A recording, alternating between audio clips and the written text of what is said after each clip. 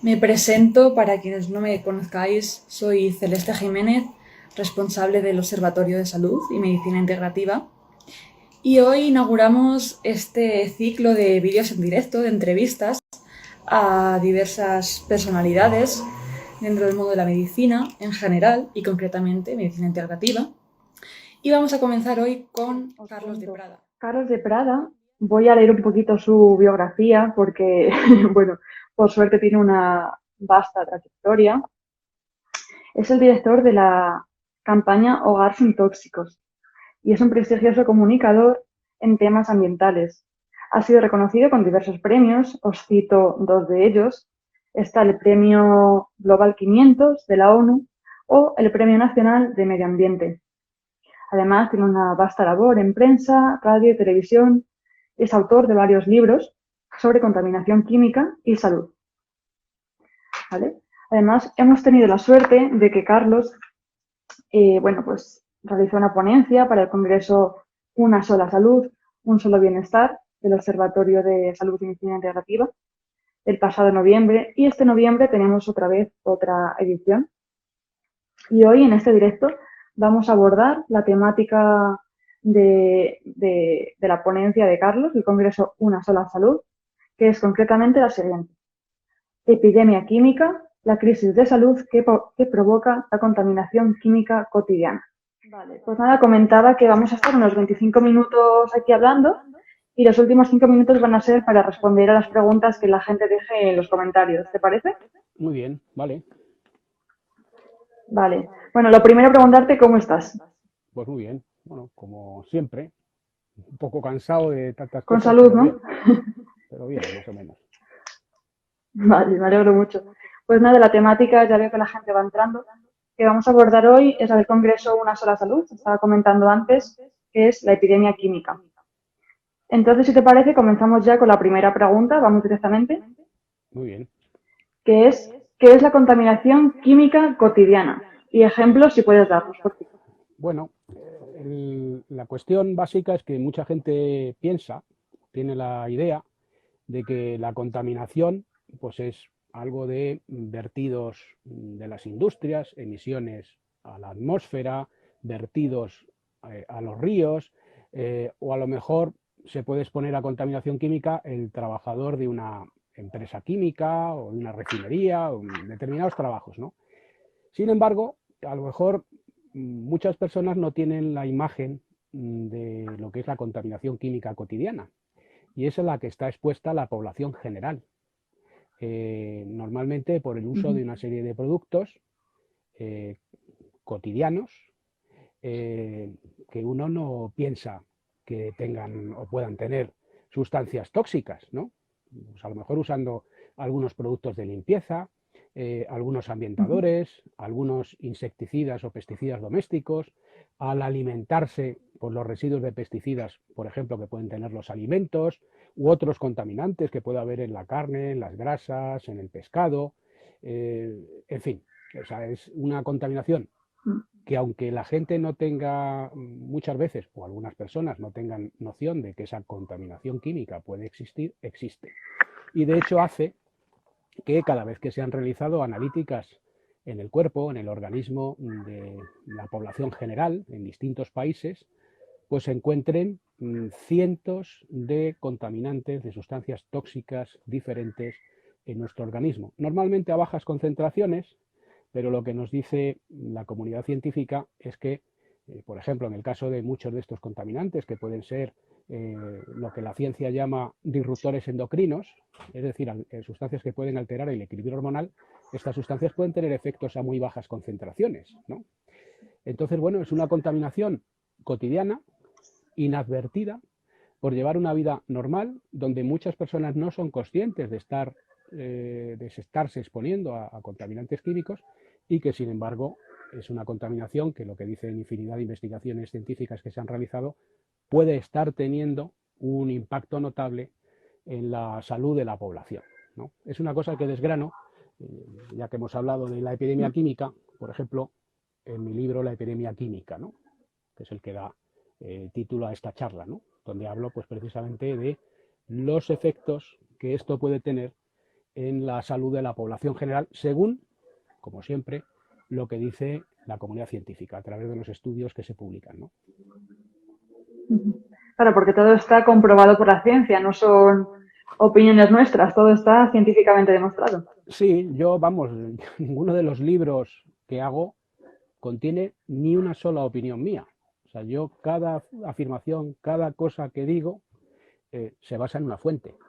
Cualquiera que mire este libro tiene cientos de referencias de estudios científicos y cualquiera de las obras que realizo es exactamente igual. Es decir, yo en realidad no digo nada, lo dice este grupo de investigación de la Universidad de Harvard, lo dice la Endocrine Society, lo dice la Organización Mundial de la Salud, lo dicen informes que se hacen para la Comisión Europea, etcétera, etcétera. Es decir, es algo asumido, es un tema, el de la contaminación química, acerca del que hay publicadas decenas de miles de investigaciones científicas, a pesar de que, lamentablemente, la voz de la ciencia no se esté escuchando adecuadamente por parte de los organismos oficiales con demasiada frecuencia.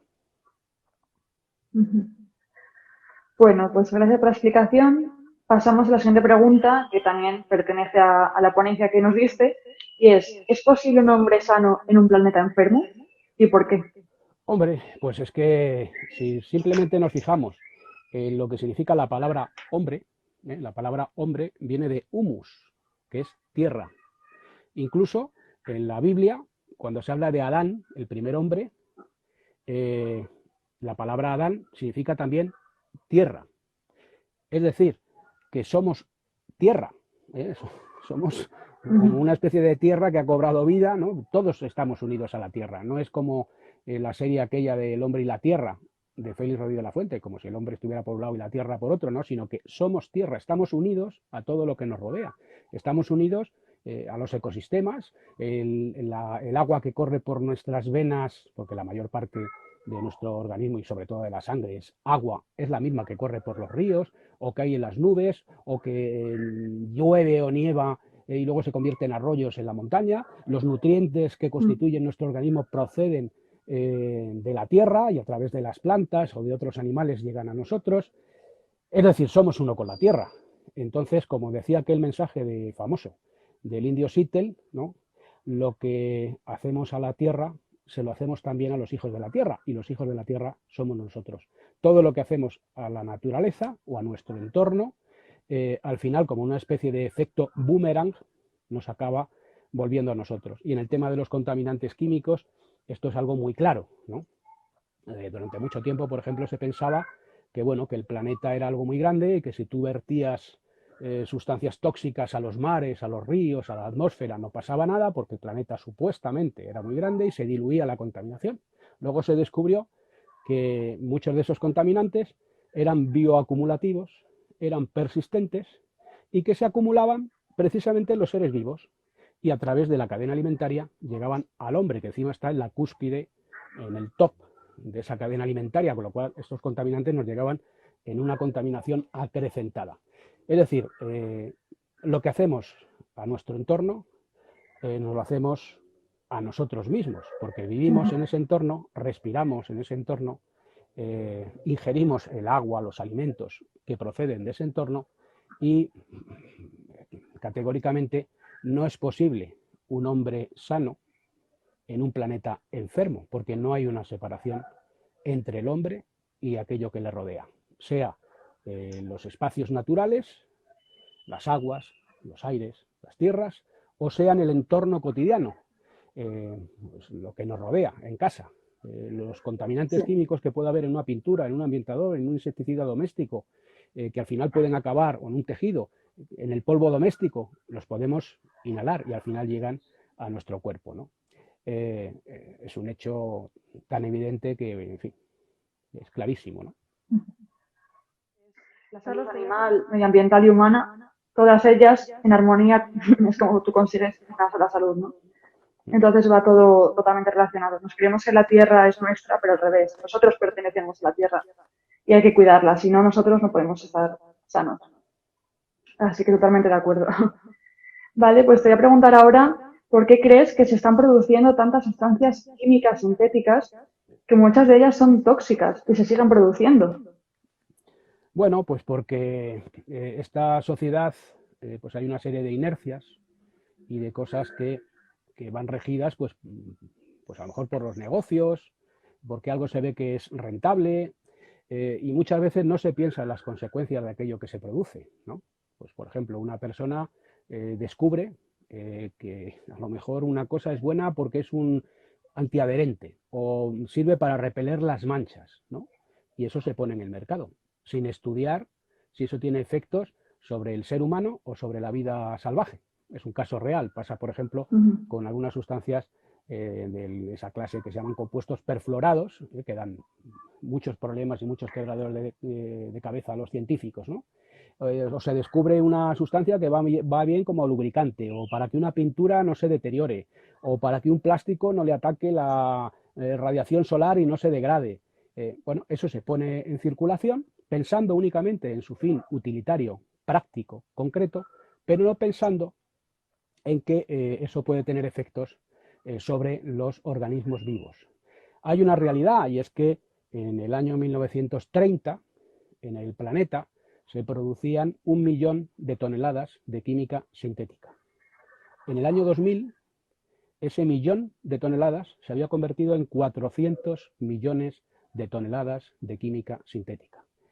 Entre el año 2000 y el 2010, el negocio químico se multiplicó por 2 y consiguientemente también creció espectacularmente el volumen de química sintética generada.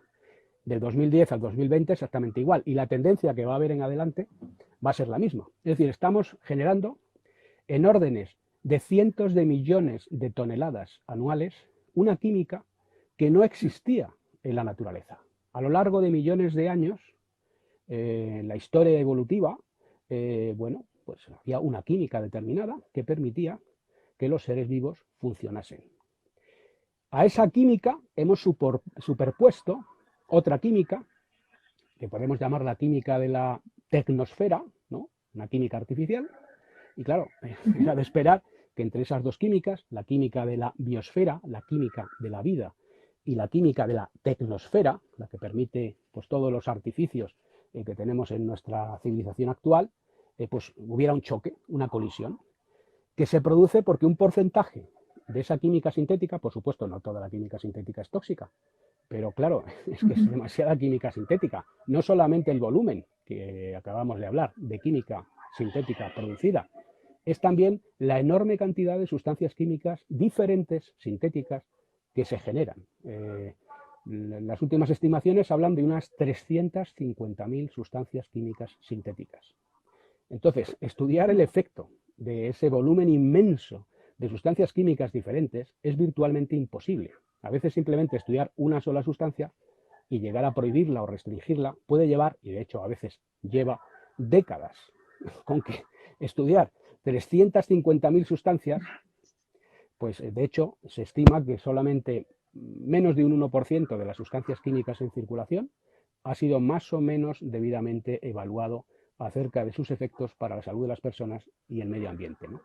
Entonces es un problema de unas proporciones considerables y de una muy difícil solución, porque lo que ha prevalecido hasta ahora es poner en el mercado las sustancias pensando en su utilidad concreta para algo, pero sin estudiar debidamente antes de su comercialización los efectos que pueden producir sobre la salud humana o sobre la salud de la naturaleza, ¿no? Y la tendencia no es buena, es decir, sigue creciendo el número de sustancias que cada año se generan nuevas y sigue creciendo el volumen de química sintética que se genera, que como digo, insisto, no toda esa química sintética, por supuesto, es tóxica, pero sí miles de esas sustancias químicas generadas lo son, y muchas que todavía no han sido estudiadas y que no hay datos para decir que lo sean, pero muy probablemente también lo sean.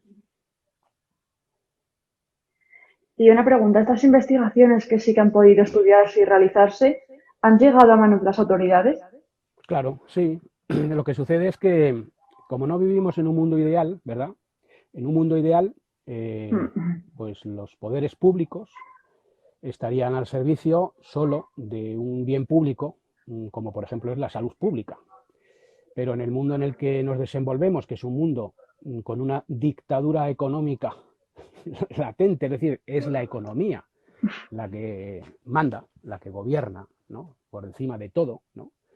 los poderes económicos tienen más poder que el poder político, y es muy complicado, ¿no? Lo estamos viendo una y otra vez como Sí. sustancias acerca de las cuales hay centenares de investigaciones científicas que alertan de los riesgos que tienen y de los efectos que pueden causar o causan, a pesar de esa evidencia científica, hasta que las autoridades toman cartas en el asunto pueden pasar décadas. Hay ejemplos de ello notables que se citan incluso en informes de la Agencia Europea de Medio Ambiente. Hay unos informes que se llaman Late Lessons from Early Warnings, lecciones tardías de alertas tempranas, que te narran casos, ¿no? Casos uno tras otro de una sustancia que había una evidencia enorme acerca de sus efectos y todo lo que se tarda luego en prohibir esa sustancia, ¿no?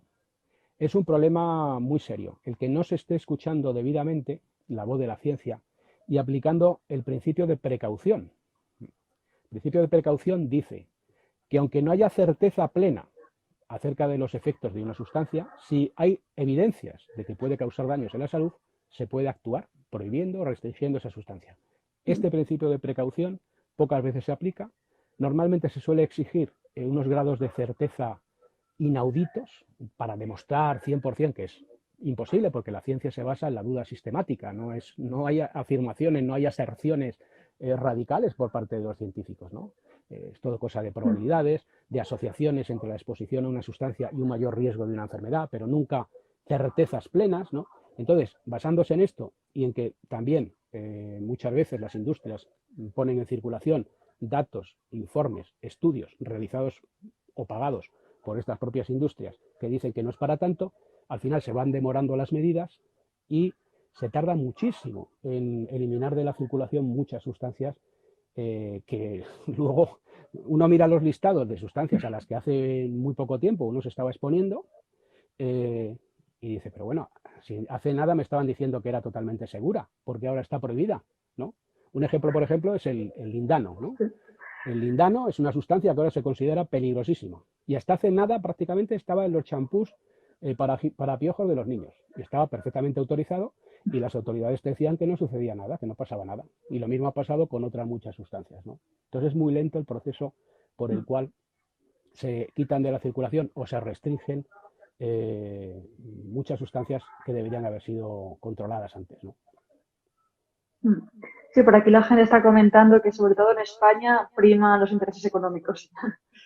Bueno, en España y en el planeta, ¿no? O sea, la economía parece estar por encima de todo. Sí, El dinero es poderoso caballero, el dios al que se adora, y la ciencia, los datos que los científicos están dando, se posponen, ¿no? Pasó con el cambio climático durante mucho tiempo, pues fue el negacionismo, ¿no?, del cambio climático. Se fue negando que existiera el cambio climático porque había grandes sí. intereses de una serie de industrias y está sucediendo de manera muy clara con algo de una importancia, yo diría que comparable, que es con los efectos que está teniendo la contaminación química en la salud humana, ¿no?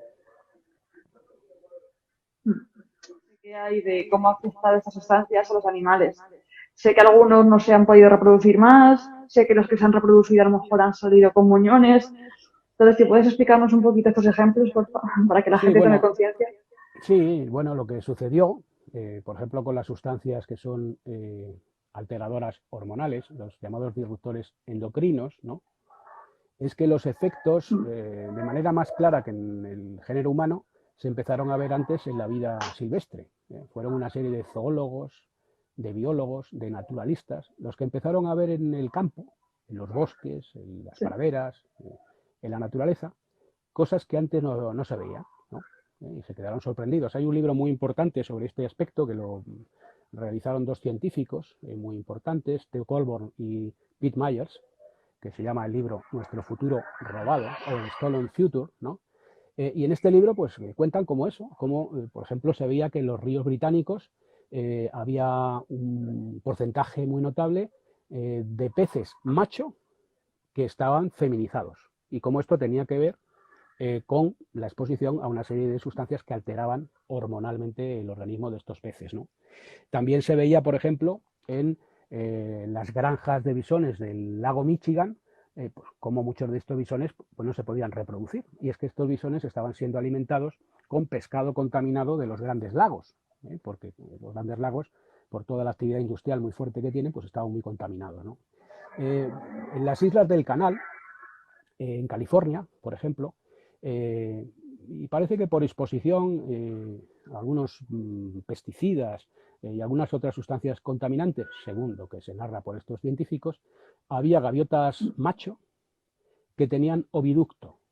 O sea, el oviducto es el canal por el cual las gaviotas hembra, que son las que ponen los huevos, pues pone los huevos. Los machos no tienen que tener oviducto. Bueno, pues estas gaviotas macho, vieron estos científicos que, al parecer, por exposición a estas sustancias contaminantes, alteradoras hormonales, estas gaviotas macho tenían oviducto, ¿no? Otra cosa que sorprendió mucho, por ejemplo, es en un lago de Florida, el lago Apopka, donde había habido un vertido de un pesticida, y se vio que un 40% de los alligators, es decir, de los caimanes de ese lago, eran hermafroditas. Bueno, no se sabía distinguir si eran machos o eran hembras. Cosa que he visto yo también con científicos con los que he hablado, por ejemplo, en Argentina. Como hay muchos caimanes que por exposición a una serie de pesticidas resulta que no puedes distinguir si es un macho o una hembra, ¿no? Porque cuando se están desarrollando, pues no se desarrollan adecuadamente por el efecto de alteración hormonal que tienen estas sustancias, ¿no?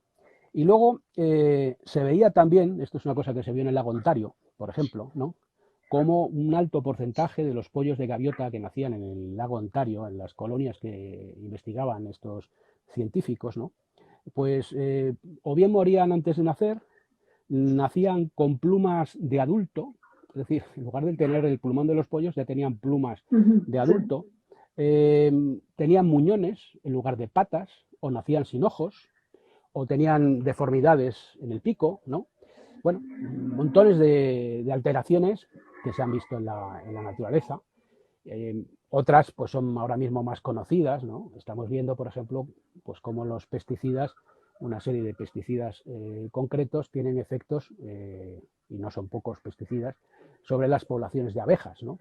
Luego hay estudios realizados en distintos países que muestran, por ejemplo, el declive de algunas poblaciones de aves asociadas también al uso de algunos pesticidas. Hay investigaciones muy interesantes en los Estados Unidos, por ejemplo, sobre ranas, ¿no?, que muestran cómo a niveles ambientalmente relevantes, esto quiere decir a las concentraciones a las cuales es normal encontrarte en los campos, la presencia de residuos de un herbicida en concreto, bueno, pues también había muchas de estas ranas que o bien no se podían reproducir, o bien siendo machos se comportaban como hembras. En fin, la verdad es que son muchísimas las investigaciones científicas que muestran estas alteraciones, ¿no?, que están mucho más claramente establecidas en la vida silvestre, en los animales salvajes, que en el género humano, ¿no? Aunque en el género humano, evidentemente, también es muy notable la cantidad de estudios científicos que alertan acerca de alteraciones que se pueden estar produciendo por la exposición, a veces a niveles muy bajos, a sustancias tóxicas, ¿no? Sí, la verdad que por aquí están diciendo que es espeluznante cómo nos estamos cargando la biodiversidad, y estos ejemplos que has comentado concretamente es horrible, es que es horrible. Bueno, pero Madre mía. lo malo a veces de asustarse mucho, ¿no?, es que uno puede tender a decir, bueno, Tomar no, conciencia. mejor no saberlo, ¿no?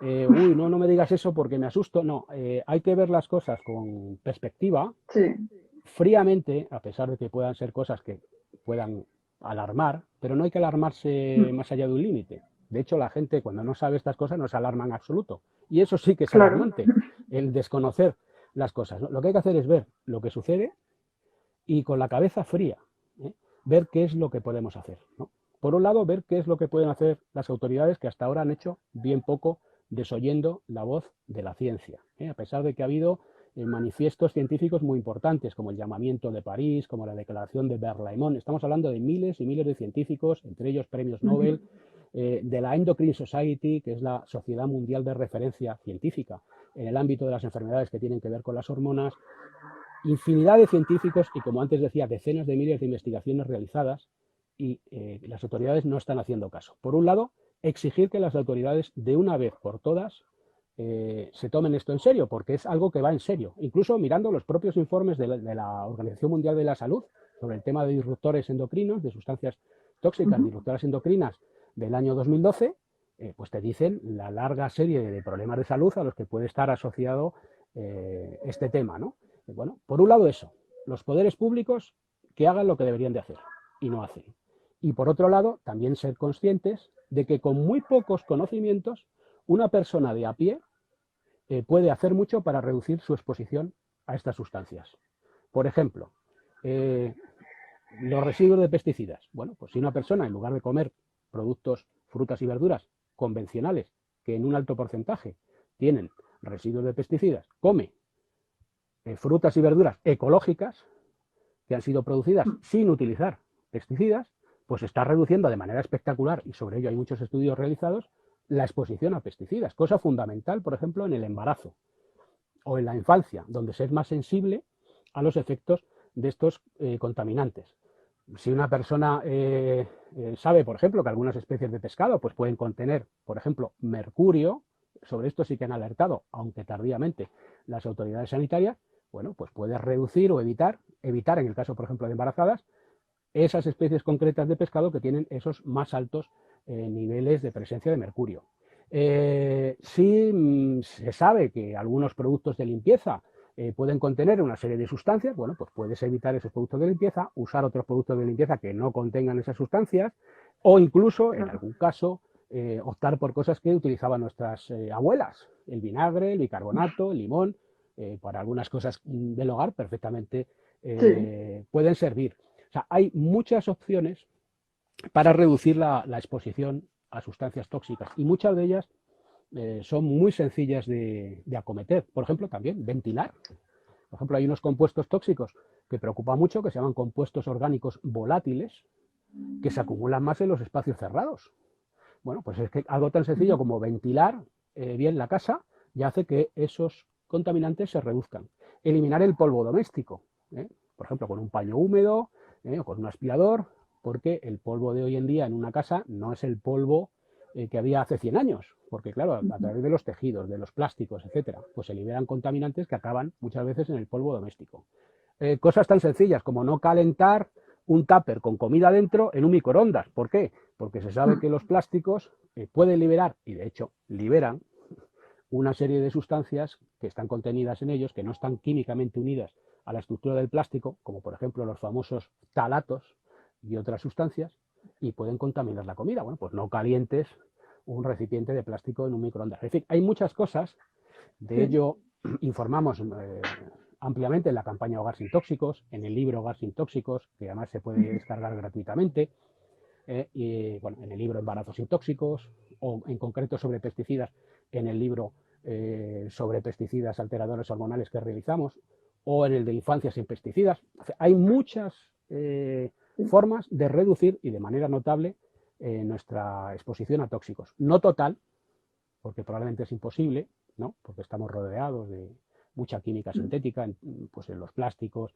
en los materiales de construcción, en fin, muchas sustancias que hay utilizadas en nuestra vida cotidiana, pinturas, etcétera, ¿no?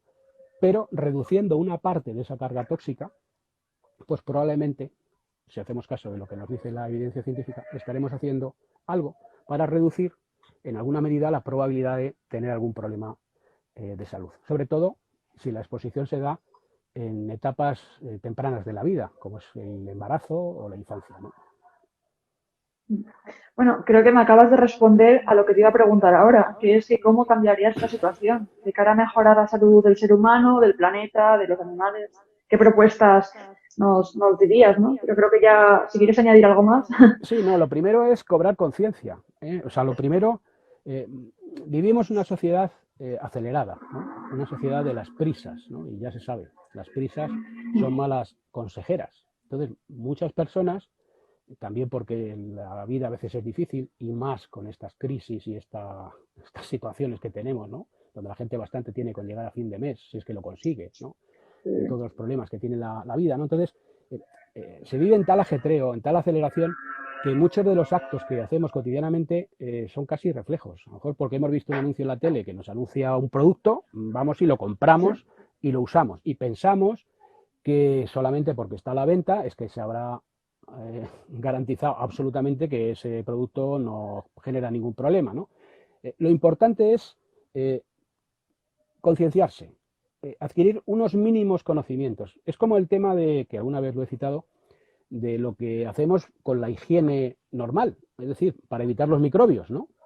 Bueno, no tenemos que saber microbiología, ni tenemos que ser ningún tipo de experto para saber pues, que tenemos que lavarnos las manos y hacer una serie de cosas para evitar la exposición a los microbios. Bueno, pues con la higiene química sucede lo mismo. No hace falta ser toxicólogo, no hace falta tener unos conocimientos singulares, sino saber que hay que adoptar una serie de medidas de higiene también a nivel químico, que la gente no tiene incorporada, o una parte de la gente no tiene incorporada aún esta idea. En algunos países sí, pero en el nuestro especialmente una buena parte de la población no. Y saber que los contaminantes químicos pueden tener un papel, y es lo que nos dicen los informes, los estudios y tal. O sea, el medio ambiente tiene un papel muy importante en la salud. La OMS, por ejemplo, dice que una de cada 4 enfermedades y muertes en el mundo se deben a factores ambientales. Estimaciones científicas de científicos de Harvard y de otros centros dicen que un 10% del PIB global es el coste económico en salud que produce la contaminación química. Un 10% del PIB global, según esta estimación de estos científicos, ¿no?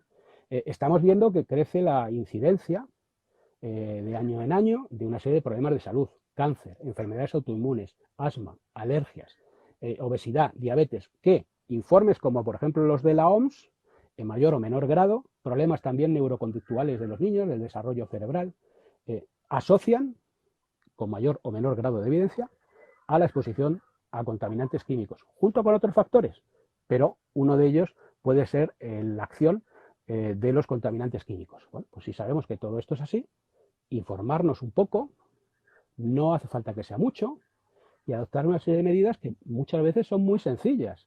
Y de esta manera, pues probablemente estemos contribuyendo a que se reduzca el crecimiento de incidencia de una serie de problemas de salud. Pues tomamos nota, esperamos que la gente también de estos consejos. Mira, preguntan por aquí. ¿Existe una agencia europea que se dedica a controlar las sustancias tóxicas que utilizamos? Si es así, ¿qué podemos exigirle a esta agencia? Bueno, existe la ECHA, ¿no? La Agencia Europea con sede en Helsinki, de Helsinki, en Finlandia, de control de las sustancias químicas, pero la verdad es que deja bastante que desear. Al margen ya de que incluso aunque tuvieran la voluntad de actuar debidamente, pues lo que he comentado antes, del volumen enorme de sustancias, de la cantidad enorme de sustancias diferentes que existen, ¿no? Pero es que además se denuncia, por ejemplo, también la Autoridad Europea de Seguridad Alimentaria, también tiene que ver con el tema en Europa del tema de contaminantes químicos, por ejemplo, a través de los alimentos, ¿no? Pero, por ejemplo, la Autoridad Europea de Seguridad Alimentaria, el Tribunal Europeo de Auditores, ha denunciado los conflictos de interés que existen en esta y en otras agencias de la Unión Europea. Es decir, personas ligadas a la industria que están en las agencias que tendrían que controlar a la industria, ¿no? Y hay una serie de situaciones lamentables. Por ejemplo, el tema de que una buena parte de los datos que se tienen en cuenta para regular las sustancias químicas, para decir qué nivel de concentración es seguro o no es seguro, buena parte de los datos proceden de la propia industria interesada en comercializar las sustancias. Y, sin embargo, los decenas de miles de estudios que publica la ciencia académica, es decir, la ciencia de verdad, casi no se tienen en cuenta. O sea, las agencias reguladoras tienen más en cuenta los datos de la industria que los datos de la ciencia de verdad. Y también otro dato interesante, esos datos de la industria, con una frecuencia enorme, suelen ser secretos. Es decir, la ciencia de verdad publica. O sea, uno mira un estudio científico realizado por la Universidad de Harvard, por científicos adscritos a la Endocrine Society, en España, por la Universidad de Granada, la Complutense o la Universidad Autónoma de Barcelona, donde sean, los centros de investigación científica, ¿no? Tú puedes ver ese estudio en Internet. O sea, el estudio se ve. Tú ves el estudio, puedes ver los materiales, los métodos, cómo se ha hecho, si se ha hecho bien, si se ha hecho mal. Otros científicos de los millares que hay en el planeta pueden ver ese estudio y ver si es así o no así, si lo confirman o lo refutan. Bueno, eso no se puede hacer con datos secretos, porque son secretos. Es decir, un estudio secreto no es un estudio científico, porque una cosa básica de la ciencia es que la comunidad científica pueda refutar, comprobar, revisar, se pueda replicar o no la investigación. Si no, bueno, pues buena parte de cuando nos dicen que es que este pesticida no pasa nada si está esta concentración en la comida o esta sustancia tóxica, el nivel seguro es este, se basa en datos secretos de la propia industria interesada en comercializar la sustancia. Podrían decirse muchas más cosas al respecto, ¿no? Pero esto es lo que tenemos. O sea, hay una mala regulación. Hay un ejemplo además muy claro, porque la gente piensa, bueno, si te están diciendo que, por ejemplo, la presencia de este residuo pesticida en una fruta y verdura, te están diciendo que no pasa nada porque está a una concentración que no supera el nivel legal, y dicen, bueno, entonces será seguro, ¿no? Bueno, pues una cosa muy evidente, ¿no? Las agencias reguladoras, para establecer el nivel supuestamente seguro de concentración de una sustancia, se basan en una premisa falsa, y es la siguiente: que solamente te expusieras a una sustancia tóxica a la vez en un momento dado de tu vida. Es una situación que no se da. O sea, en una misma fresa, en un solo melocotón, en una sola pera, en una sola manzana, puede haber 10, 15, 5 pesticidas a la vez. Y es evidente que el efecto de una sola sustancia de cada uno de esos pesticidas aisladamente, que es lo que ellos estudian, como si solo te expusieras a cada uno aisladamente, no es el mismo que todos esos pesticidas a la vez. Está además comprobado perfectamente por la ciencia en múltiples investigaciones como sustancias que al nivel legal, supuestamente seguro, aisladamente, parecen no producir un efecto, luego te expones a todos esos en una sola fruta o en una sola ensalada, y el efecto puede ser infinitamente superior, sumarse el efecto de distintas sustancias o incluso ser un efecto sinérgico, multiplicarse. Bien, pues este efecto, el efecto cóctel, es decir, estudiar la situación real de exposición que tenemos, que es que nos exponemos a mezclas de sustancias, no a sustancias aisladas, no se tiene en cuenta en la toxicología oficial, cuando se nos dice que algo es seguro o no es seguro. Solamente eso, pues ya es para pensar, ¿no? Y hay que pensar porque simplemente por actos de fe ciega en la autoridad, pensar, bueno, han dicho que esto es seguro y ya está, no. Hay que pensar un poco las cosas, hay que verlo, y argumentos como este que acabo de dar, que está la comunidad científica insistiendo permanentemente en él, el del efecto cóctel, por ejemplo, que no se evalúa, pues te tienen que hacer ver que tienes que tomar tú alguna medida. O sea, porque realmente no está tan claro que lo que nos dicen que es seguro sea necesariamente seguro. No hay que confundir lo legal con lo seguro, ¿no? Como además se ve claramente por el argumento que antes daba, ¿no? ¿Cuántas sustancias que hace nada nos decían que eran seguras, ahora nos dicen que no lo son, ¿no? O cuántas veces se están rebajando los límites supuestamente seguros de sustancias, que nos dicen, no, ahora el límite legal es este, más bajo. Pero es que hace nada te estaban diciendo que era mucho más alto. ¿En qué quedamos, no? O por qué entre un país y otro, en un país es una concentración segura, supuestamente segura, y en otro país otra, ¿no? En fin, que una cosa son las medidas oficiales y otra cosa es lo que está diciendo la comunidad científica, ¿no? Ojalá la gente que esté viendo esto tome conciencia, porque seguramente no conocía la mitad de lo que has contado, así que esperamos que esto sirva para tomar conciencia. Mira, por aquí nos ponen más cosas, ponen, lo que nos queda es buscar información en fuentes como las vuestras. Pues muchas gracias. ¿Qué más? ¿Más preguntas?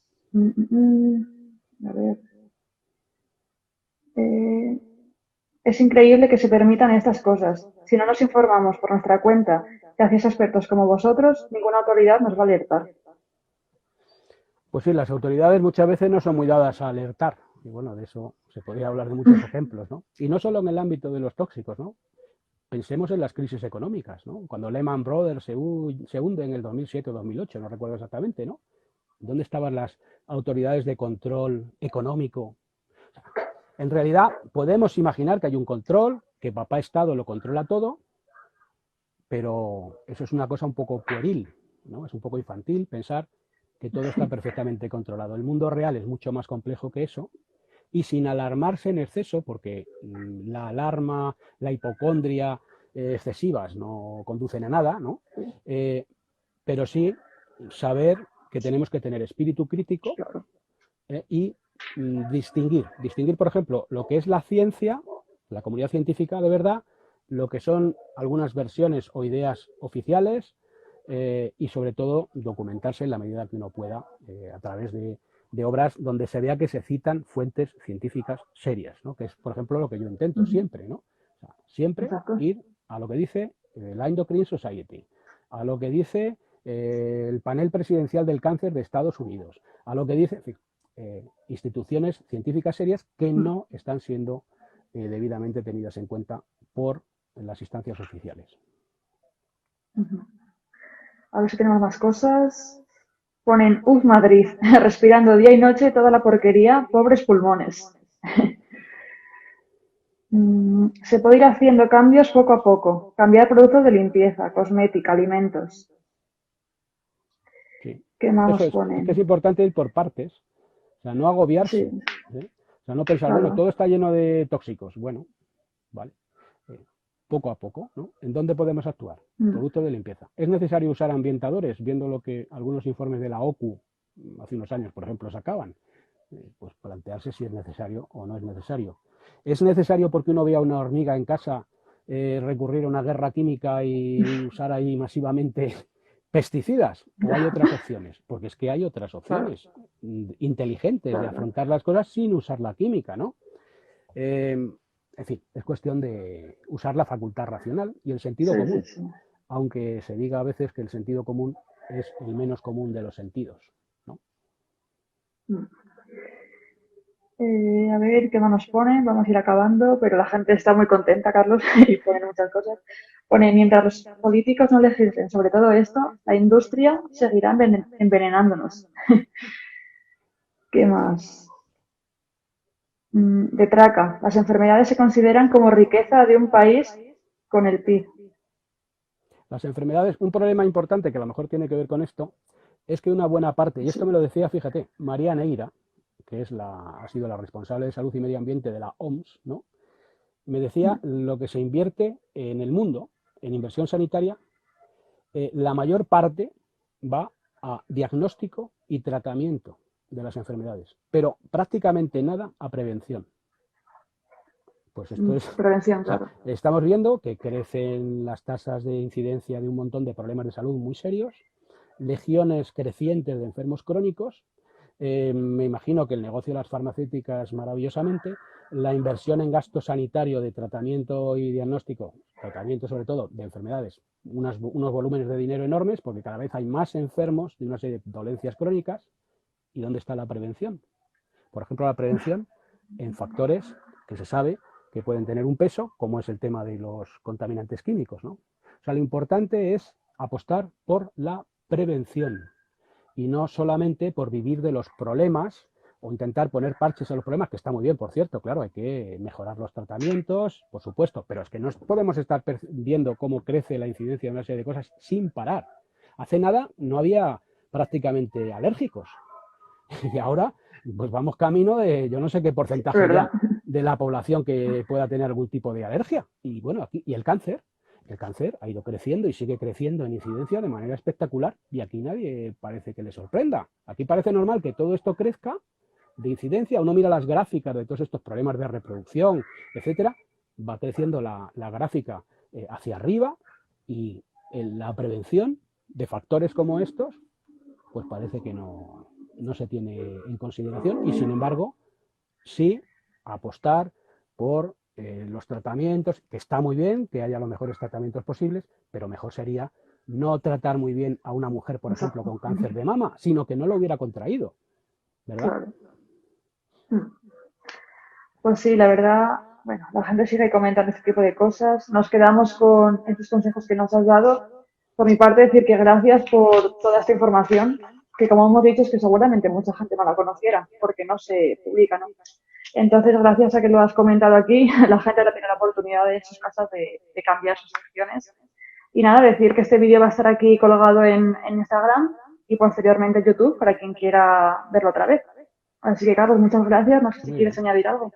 Nada, no, gracias a vosotros y nada, a los que nos están viendo, que piensen que esto no es tan complicado. O sea, que aunque haya muchos nombres raros de sustancias y tal, al final, si uno va a las cosas simples que uno puede hacer, como por ejemplo explicamos en la web de Hogar Sin Tóxicos, en el libro Hogar Sin Tóxicos y en otras obras que hemos realizado, hay una serie de pasos, de acciones muy simples que pueden representar una reducción muy relevante de la exposición a sustancias tóxicas y eso puede tener que ver con que a lo mejor haya un menor riesgo de una serie de problemas de salud, ¿no? Entonces, transmitir la idea primero de la cabeza fría, ¿eh? Es decir, no hay que alarmarse ni ser hipocondríacos, hay que tomarse las cosas con calma, ir poco a poco Claro. y se puede hacer mucho.